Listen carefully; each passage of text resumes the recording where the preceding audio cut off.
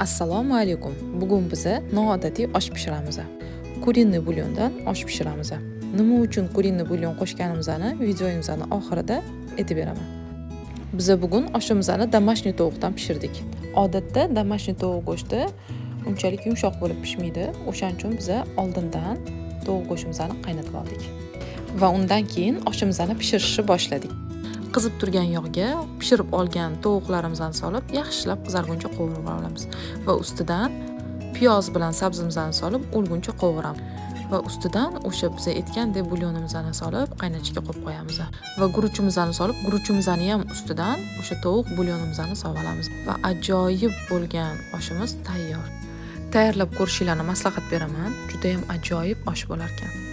Videomiz yoqqan bo'lsa, like bosishni unutmanglar. Yoqimli ishtaha.